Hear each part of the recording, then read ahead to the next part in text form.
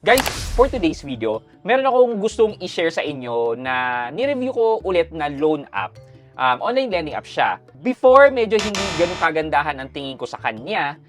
It's because mataas pa rin ang kanyang interest. Well, now, masasabi ko sa inyo na nag-improve siya. But, ang tanong, Kung sumunod na siya dun sa bagong interest rate natin, which is 12% per month, tingnan natin, ano kaya ang nagbago dito kay Happy Cash?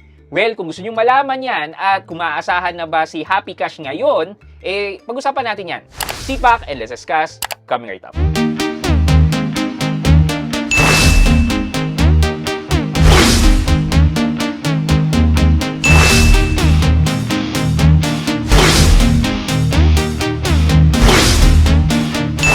Hi guys, this is Pat and you're in Pat Quintos Review TV. So if you're new to my channel, I do reviews about personal finance na meron akong experience or meron na akong knowledge na ginawa ko niya ng videos and playlist na makikita nyo dito sa taas. At kung bago ka dito sa channel ko, you may want to consider subscribing to my channel. Before we proceed, sino nga ba tong si Happy Cash na to?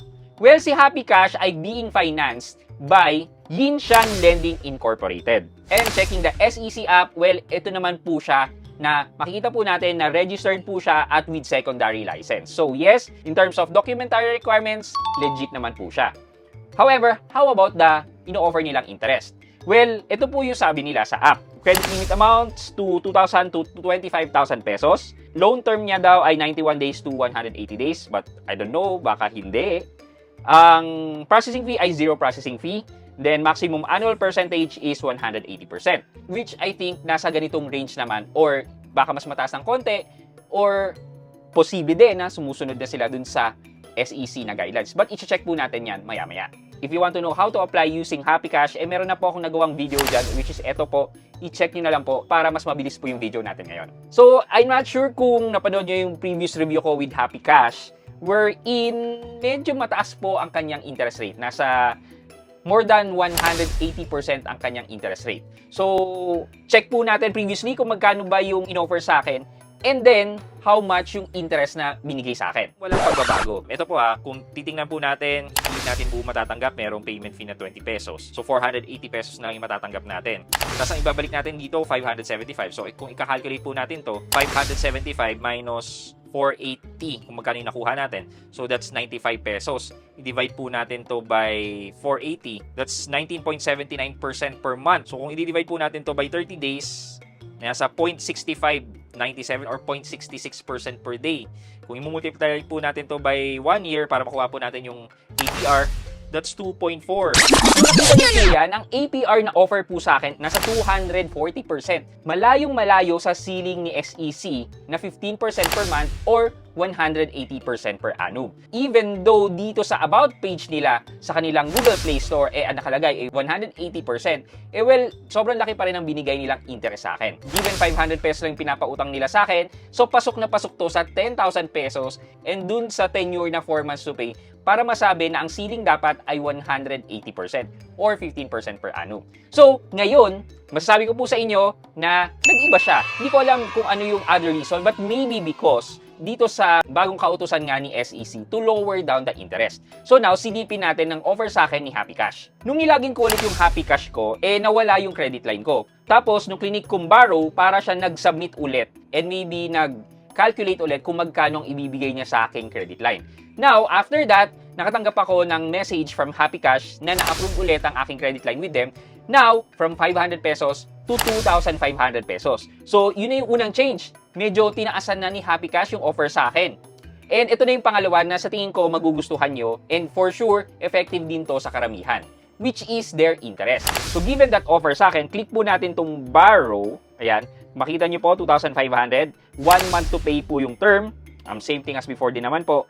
But ang monthly repayment ko po or ang magiging due ko po sa kanya since 1 month to pay lang po ay 2,800. So, ibig sabihin po niyan, meron pong 300 pesos na interest and other fees. Kung ika-calculate po natin yan, so 300 pesos po ang interest, i-divide po natin yan sa 2,500, it would give me only 12%. Ibig sabihin, 12% per month na po siya, which follows the SEC new guidelines. Thus, masasabi ko na, pasok na pasok si Happy Cash. Mukhang ikaka-happy nyo rin kung ganito nga ang interest na ibibigay nila sa inyo.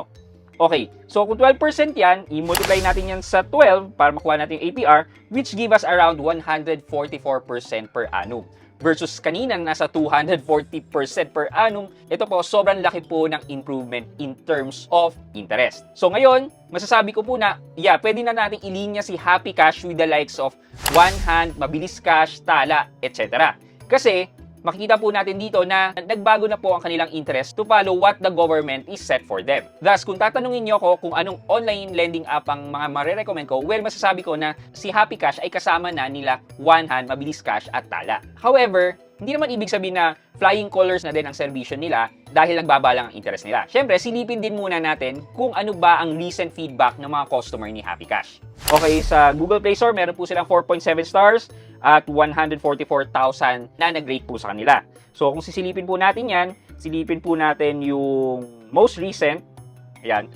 Okay, awesome, great app. Parang wala namang kakaiba. Best Ola. Ito, rejected many times, huwag subukan. Kukunin lang mga IDs and other info nyo. I'll edit my review from 5-star to 1-star rating. I have a good payment record, pero ilang beses na akong rejected sa application. Sana yung mga nire-reject nyo, yung hindi nagbabayad na maayos. Pero ako, I always pay earlier than due date. I always wait every 7 days to refresh. Ganun pa rin. Even an agent called me saying na ila-line up ako to reloan, but to my dismay, rejected pa rin for my 3rd attempt. Very disappointed. And then, sabi dito, magsara na lang kayo, halos lahat ire-reject. Pag magre-reloan kahit good payer, di nakaka-happy. Bulok eh. Yeah. And checking the other feedback as well, ang kadalasan nirereklamo ng mga tao dito is yung reloading na part. Yung nakapagbayad naman sila at saka maayos yung record nila, pero pag magre-reload na, nare-reject na po. I don't know if ang market ba ni Happy Cash ay yung mga new user lang or kasama pati old. I don't know. But yeah, if you check the comment section, yun nga, yung mga nagre-reload, talagang nare-reject po sila. Okay, for our question of the day, nakikita na natin na there are online lending apps na nag-i-improve na talaga in terms of following what are the standards of our government. So, for our question of the day, sa tingin nyo itong trend na to, may pag-asa pa ba itong mga online lending app para baguhin ang image nila na predatory ang interest rate nila? Ano sa tingin nyo? Let me know sa comment section sa baba for our weekly giveaway.